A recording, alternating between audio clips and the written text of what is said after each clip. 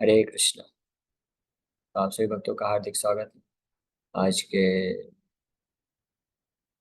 श्री राम कथा में। तो आज हम लोग चर्चा करेंगे वाल्मीकि रामायण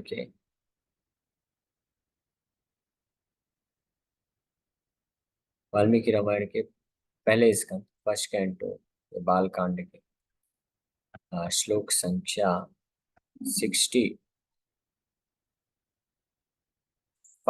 हो गया था।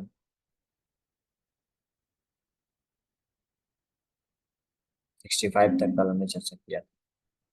ततः प्रीतमनास्तेन विश्वस्तः समहाकपि किष्किन्धाम राम सहितो जगाम च गुहाम तदा।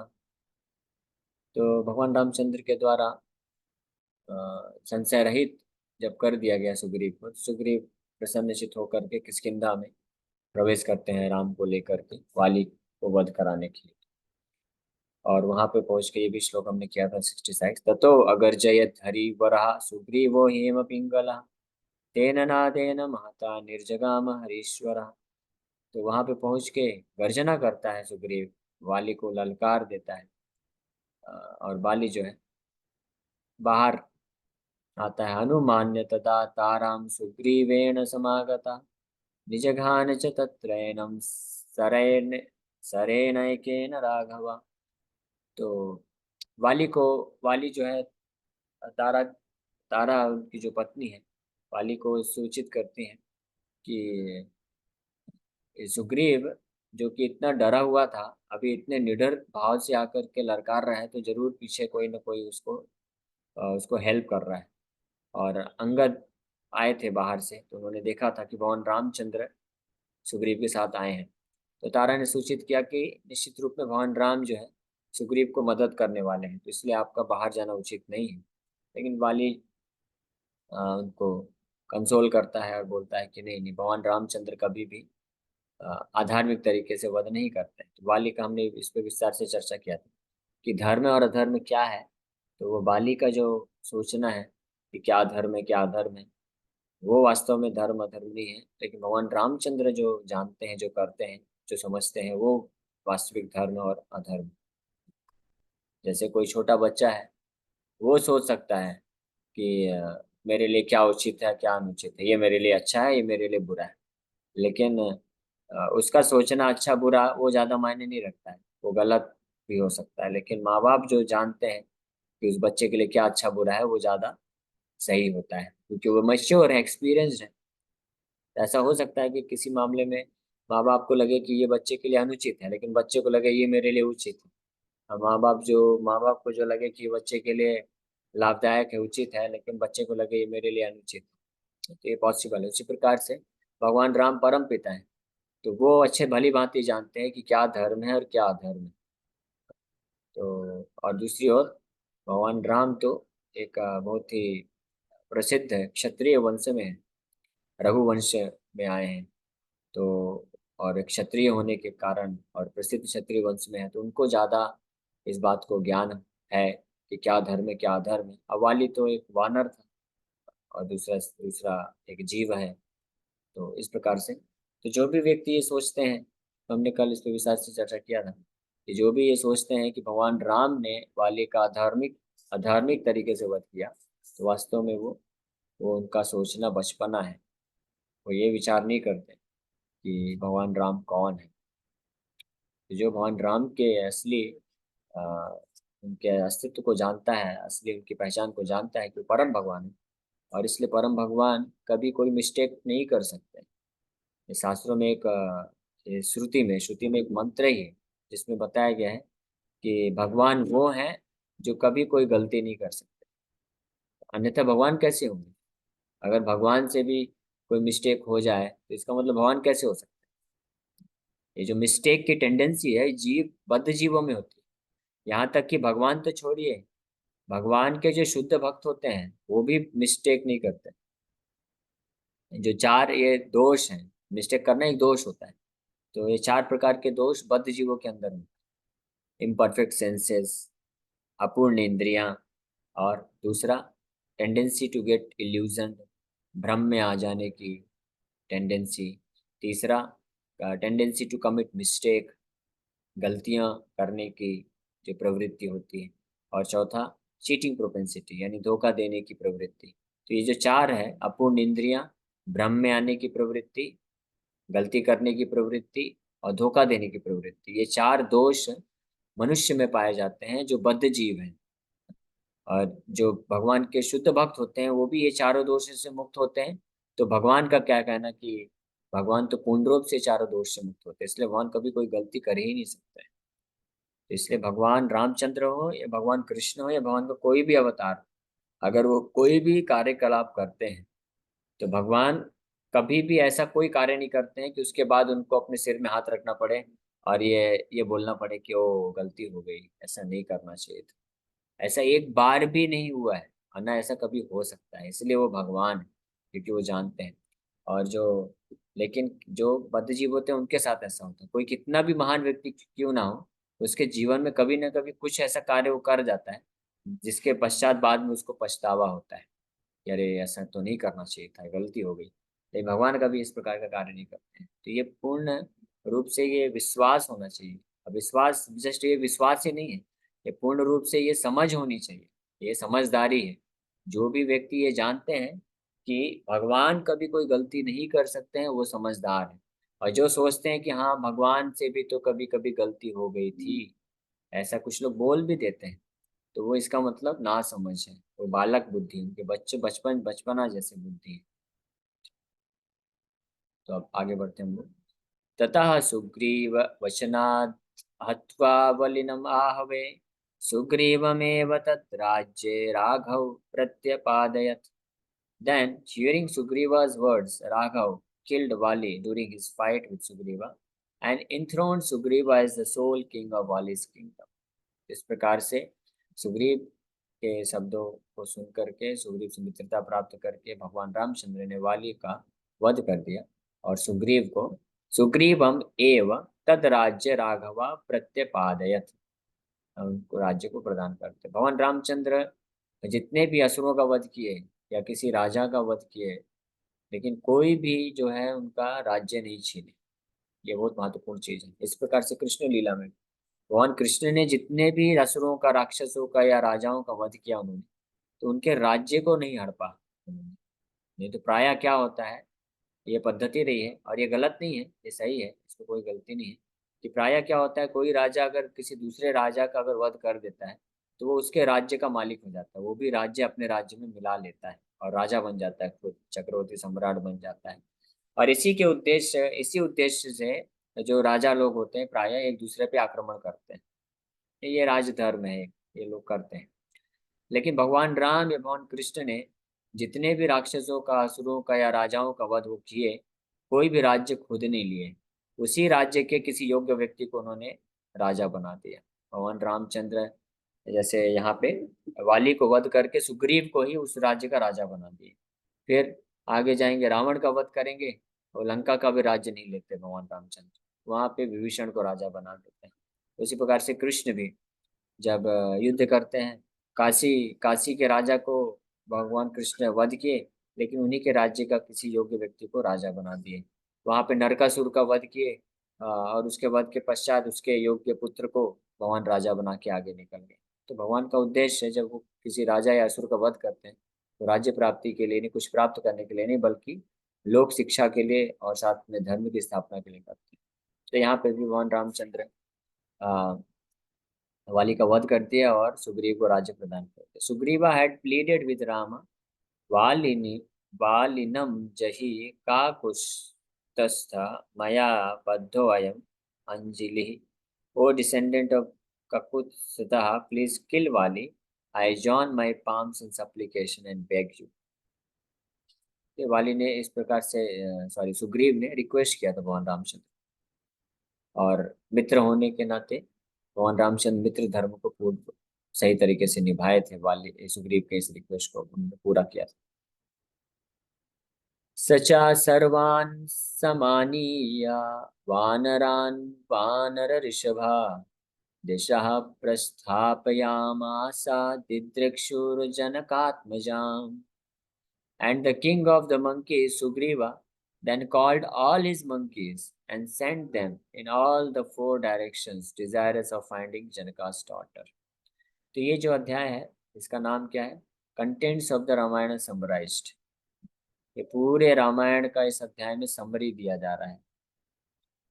तो ये बालकांड का पहला अध्याय पूरा समरी है, तो इसलिए यहाँ पे केवल शॉर्ट में बताया जा रहा है। तो यहाँ वाली का वध हो गया और सुग्रीव फिर उसके पश्चात, हालांकि सुग्रीव कुछ समय जो है थोड़ा भटक जाते हैं। वो अपने प्रॉमिस, अपना तो हो गया लेकिन अपना दिया हुआ प्रॉमिस भूल जाते हैं। फिर लक्ष्मण जाके थोड़ा क्रोधित होते हैं, लेकिन भगवान रामचंद्र माफ कर देते हैं, स्वीकार कर लेते हैं। फिर उसके पश्चात ये होता है कि किंग ऑफ मंकीज यानी सुग्रीव उसके बाद अपने सभी बंदरों को, मंत्रियों को बुलाते हैं और उनको चारों दिशाओं में भेज देते हैं जनक महाराज की पुत्री जनकात्मजा यानी माता सीता की खोज के लिए।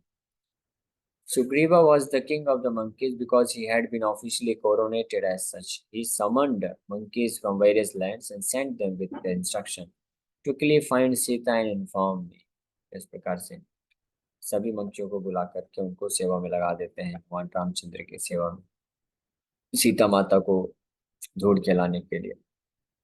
इसके पश्चात ततो ततो गृध्रस्य वचनात् संपातेर्हनुमान् बली सतयोजन विस्तीर्णम उपलुवे lover लवनार्णवम लवनार्णवम। Then, on the instructions of the vulture Sampati, the strong monkey Hanuman jumped across the salt ocean that extended to 100 yojans. इस प्रकार से सारे वानरों को तो भेज दिए चारों दिशाओं में, सब अपना अपना अलग अलग जगह पहुंच गए, चले गए। दक्षिण दिशा में विशेष रूप से जो है हनुमान जी को भेजा गया था। तो हनुमान जी अपने साथ कई जो है मंकी सोल्जर्स को लेके गए।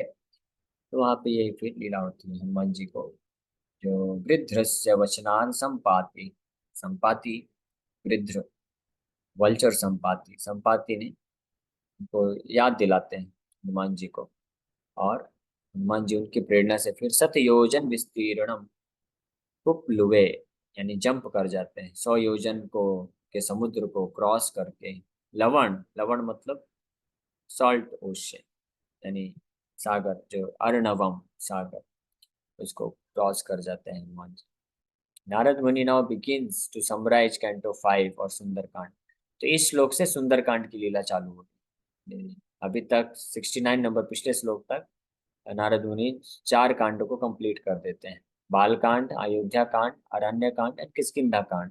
किष्किंधा कांड वहां से प्रारंभ होता है जब भगवान रामचंद्र का मुलाकात होता है हनुमान जी से, उसके पूर्व पंपा नदी के किनारे, और फिर हनुमान जी के साथ वार्तालाप होता है, उनको लेके जाते हैं सुग्रीव से, फिर सुग्रीव से वार्तालाप होता है, मित्रता होती है, फिर प्लानिंग करके वाली का वध होता है, सुग्रीव को फिर कोरोनेट कर देते हैं, और सुग्रीव फिर उसके पश्चात जब आज्ञा दे देते हैं सारे वानरों को जाने के लिए, सीता माता की खोज के लिए, तो वहां से विशेष रूप से फिर जब उस आज्ञा को प्राप्त करके हनुमान जी और उनके मंत्र, उनके अन्य जो मंकी हैं सोल्जर्स, वो लंका की तरफ जाते हैं, तो वहां से सुंदरकांड की लीला चालू।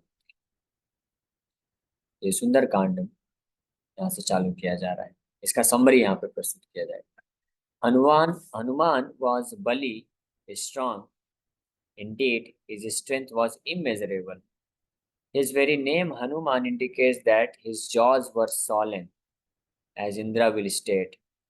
मत करो सृष्ट वज्रेण हनुरस्य यथा हता, नामना वै कपि शार्दूलो भवत भविता हनुमान थी। तो आखिरी स्कंद में रामायण के इंद्र खुद बताते हैं, because his jaws were injured by the lightning that came out of my hand, this tiger among monkeys will be known by the name Hanuman. Hanuman ji का नाम इस कारण से बना, हनु उनका जो हनु है वो इंद्र के वज्र के प्रहार से सूझ गया था, उसके कारण, और बहुत बलशाली Hanuman ji. These two words, Bali and Hanuman, hint that Jamvan enthused him and revealed his boundless strength to him. Sampati was the elder brother of Jatayu. He told Hanuman, 100 yojanas from here is Lanka in the midst of the ocean. Sita Devi is there. Cross over the ocean and you will see her for yourself. तो संपाति वहां पे एक पर्वत पे लेटे हुए थे, काफी वृद्ध हो गए थे। जटायु के भाई, बड़े भाई थे संपाति, और उनके पंख तो जल गए थे। एक अलग लीला है। जटायु और संपाति जब एक बार बहुत विशाल यात्रा में निकले थे, तो सूर्य के संपर्क में आने से संपाति के पंख जल चुके थे, और जटायु को उन्होंने अपने पंख के अंदर छुपा लिया था, उनको सुरक्षित बचा लिया था, लेकिन उनके पंख जलने से वो नीचे गिर गए थे और तब से वहां पे पड़े हुए। तो संपाति देखे थे रावण को माता सीता को ले जाते हुए लंका की तरफ। उन्होंने ये सूचना दी और प्रेरणा प्रदान किया कि आप में से कोई वहां पे अगर जाएगा तो वो सीता माता को जरूर खोज पाएगा। और फिर जामवन जी हनुमान की खोई हुई शक्ति जो है उसको वापस याद दिलाते। इस प्रकार से ही हनुमान जी लंका को क्रॉस, इस सागर को क्रॉस करके लंका में प्रवेश कर जाते हैं। तत्र लंकां समासाद्य पुरीं रावणपालितां ददर्श सीतां ध्यायन्तीम् अशोकवनिकां गताम्। तत्र लंकां समासद्य, वहां पे लंका पहुंच करके, पुरीं रावण पालिता, उस शहर में जो कि रावण के द्वारा पालिता, प्रोटेक्टेड बाय रावण, रावण के द्वारा सुरक्षित उस लंका के नगरी में हनुमान जी जब पहुंच के उन्होंने देखा, ददर्शा देखा, सीताम ध्यायंतीम, माता सीता को ध्यान की अवस्था में देखा। भगवान रामचंद्र पे पूरी तरह से ध्यानावस्थित रूप में देखे। अशोक वनिकान, अशोक वाटिका में गताम, ले गए। Hanuman reached Lanka, the city protected by Ravana, and saw Sita, who had gone to Ashokvan. They are meditating on Lord Ram. Ashokavan was a garden in Ravana's inner quarters. Sita was uninterruptedly and exclusively remembering Lord Ram. तो अशोक वाटिका कहाँ थी? रावण का जो inner quarters थे, यानी जो अपने जो मुख्य उसका जो घर था, पैलेस था, उसके पास में ही अशोक वाटिका, यानी रावण का पर्सनल गार्डन, ऐसा बोल सकते। रावण का पर्सनल गार्डन में रावण रखा था सीता को। माता सीता अप्रतिहता रूप में और अहेतु की एक्सक्लूसिव भगवान राम पे ही उनका जो मति था पूरी तरह से फिक्स था, तो विचलित, बिना विचलित हुए। रावण ने हर प्रकार के प्रलोभन देने का प्रयास किया। तो इसलिए यहाँ पे जो हनुमान जी देख पाए, पिछले श्लोक में जो वर्णन किया गया है कि माता सीता किस प्रकार से अव्यावहिता, यानी अविचलित भाव से माता सीता को देखते हैं। ददर्श सीताम ध्यायन्तीम अशोक वनिकाम गताम। ध्यायन्तीम, ध्यायन्तीम मतलब कि पूर्ण रूप से भगवान रामचंद्र पे मेडिटेट किया उन्होंने, अनइंटरप्टेबली, एक्सक्लूसिवली। तो इससे हनुमान जी अंदाजा लगा पाए कि माता सीता रावण के द्वारा दिए गए समस्त प्रकार के प्रलोभनों से प्रभावित नहीं हुई, और वो केवल भगवान राम पे ध्यान करके वहां पे दिन को, समय को काट रही थी। तो इस प्रकार से यहाँ पे हम यहीं पे विराम करेंगे, समय हो गया, अगला श्लोक कल करेंगे। तो आज के 3-4 श्लोकों में हम सार रूप में नारद मुनि यहाँ पे वर्णन कर रहे हैं कि कैसे वाली के वध के पश्चात, वाली का वध कर दिए और उसके पश्चात भगवान रामचंद्र की माता, भगवान रामचंद्र को मदद करने हेतु जो सुग्रीव है वो अपने समस्त मंत्रियों को, सेनाओं को चारों दिशा में भेज देते हैं माता सीता की खोज के लिए। और फाइनली हनुमान जी मिलकर ये जो सॉल्ट ओशियन, सागर को, लवण सागर को क्रॉस करते 100 योजन का जो था, लंका पहुंचते हैं और माता सीता को बहुत ही दुख की अवस्था में देखते हैं, ध्यानावस्थित अवस्था में देखते हैं, पूर्ण रूप से भगवान रामचंद्र पे जिनका मति लगा हुआ है, इस अवस्था में देखते हैं। अब आगे क्या होता है, हरे कृष्ण।